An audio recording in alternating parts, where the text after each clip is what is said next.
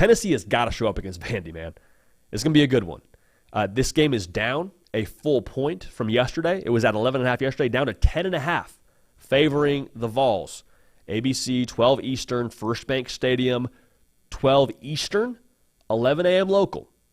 So if you're Tennessee, you're feeling pretty good about your chances to make the college football playoff. You're not going to have to play in the SEC championship game. You're rolling into a game against Vanderbilt, which is one you have owned over the course of the last few seasons. Make no mistake now, this is not a layup. Like, this is not your mom and dad's Vandy. No disrespect to your mom and dad. I'm sure they're lovely people. Ask Alabama. Not a layup. Ask Texas. Not a layup. Especially with having to go and play these teams. Or those teams having to go play at Vanderbilt. Turns out the goalposts do not float in the Cumberland River. And the Vanderbilt student section and the fan base found out about that post-Alabama. And that's the thing with Vandy that makes them so dangerous, man. Like, over the course of the last couple of years, I think it's fair to question where is that team at psychologically from a competitive perspective. Like, do you roll into your last game of the season, probably not making a bowl game, thinking about your Thanksgiving plans, your Christmas plans, thinking about finals, whatever, and just kind of walk in there and say, all right, Tennessee game, let's get it over with. If that was your approach previously, it's definitely not this year. Like, there is legitimate belief with everything they're doing internally under Clark Lee, and especially quarterback is in Diego Pavia. And I've said this multiple times. I'll say it again, man. I love so much the mentality and the attitude he brings to the table. What he is as a quarterback is massive. Like, the way he runs the football, his creativity, all those things, you cannot overstate the importance. The biggest impact I think he's had on this Vanderbilt football team is putting his beliefs out there and putting his competitive attitude out there. They're like, hey, I don't care who's on the other side. I don't care what we're favored by or what we're not favored by. Like, we're out here to go get it done. And you go back and watch some of the press conferences he had during the Alabama week. He's like, if it's not about beating Alabama, get out of our way. And then people laughed at that. People thought that was a little bit crazy. Oh, look at this Vanderbilt quarterback, this transfer from New Mexico State. Like, good for him, kind of having that never say die mentality. Nobody was laughing after they beat Bama. I'll say that right now. So I think there's real belief, which makes them dangerous. And with the stakes being as high as they are for Tennessee, you better not slip up. Better not slip up. We'll say that right now. So in this game, man, the key thing we're watching is, like, can Nico Iamaleava at quarterback rev the engine a little bit here? And we've been looking at that and asking that question in here for a while. And it's not so much can you rev the engine, because we've seen him do it at times. My question is, can you do it against somebody of worth? Like, you look at his numbers versus SEC opponents versus non-SEC opponents. This is staggering. Keep in mind now, that column against SEC opponents, that's 7 games worth of data and 4 non-conference games worth of data. Look at the touchdowns number. 5 touchdowns against SEC opponents. 10 against non-conference. That's great. Go light up UTEP. I'm all here for it. But the reality is, if you want to get to where you want to go, you need some juice from Nico Iamaleava. So this is a spot now against an SEC team. Last game of the year. Last chance to get right. You're not playing in Atlanta for an SEC championship. Like, I need Nico Iamaleava to show up and show out in a big way. 61% completion percentage against SEC opponents. 71% against other teams. Not in the SEC. Like, there's a very, very, very clear disconnect here when it comes to who's on the other side of the football and what conference patch they have on their jersey when it comes to Nico Iamaleava.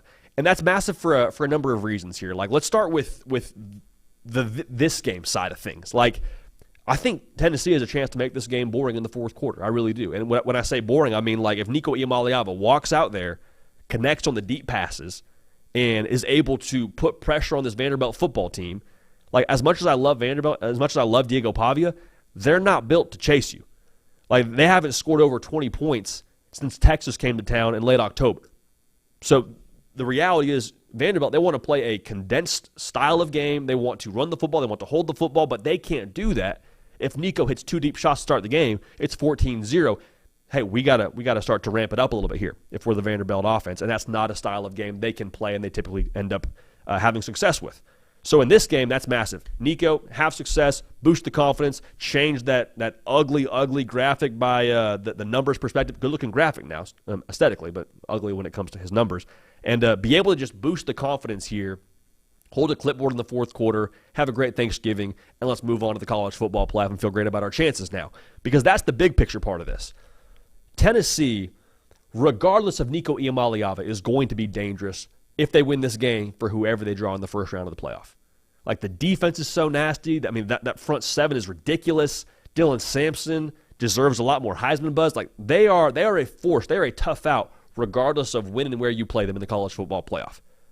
But they're not a national title contender until you get something from the quarterback. Because for Tennessee to win a national title, you would need Nico Iamaleava to be a difference maker for you. He has been at times that this year, but again, not against the SEC opponents, not against the teams with a more formidable talent level.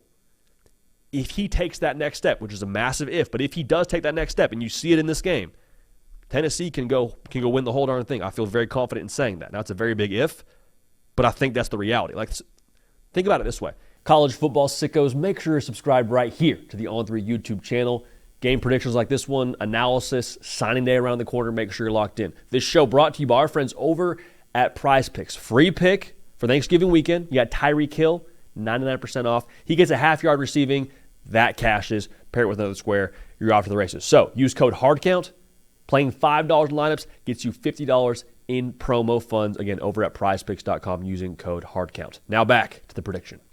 If you were to drop, call it a 80% version of Hendon Hooker into this offense right now for Tennessee, what's the betting odds on Tennessee winning the national championship?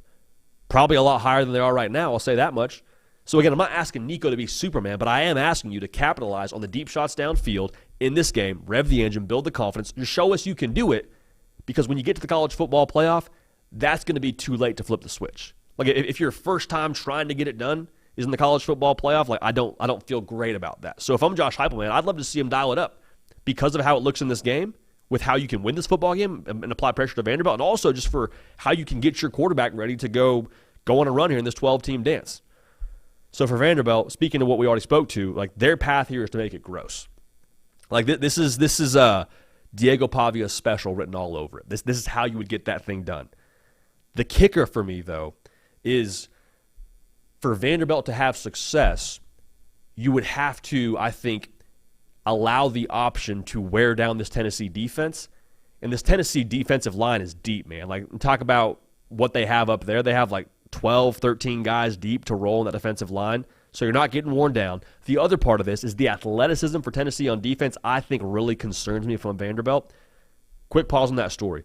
When I was in high school, I played in the option offense, which is not the same as Vanderbilt's offense, but still an option offense nonetheless. The thing that can break the option offense is real deal athleticism across the board on defense. So we get to the first round of the playoffs.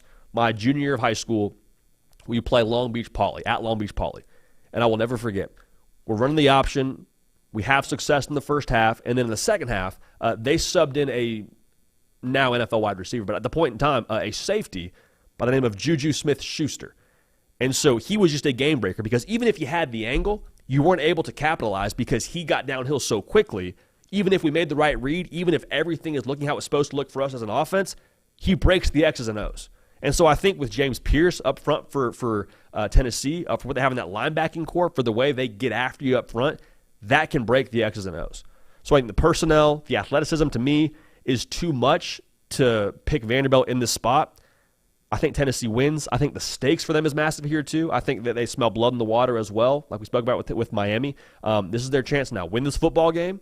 I don't care it's a noon kick. I don't care that you're rolling in on the road. I don't care it's Thanksgiving weekend. Win this game. You're in the college football playoff. I think that's real. I think Josh Heupel will have them ready to go. I think Tennessee wins this football game, and I'll take them to cover as well, with that down to 10.5 points. Keep an eye on that one, man. That could end up being, if everything we spoke to isn't 100% on the money there, that could end up being very interesting. If Diego Pavia gets rolling, Tennessee's defense a little out of whack. Nico, I don't know if he hasn't thrown a turnover in the month of November, or thrown an interception in the month of November. If that changes, though, things get interesting. We'll just say that.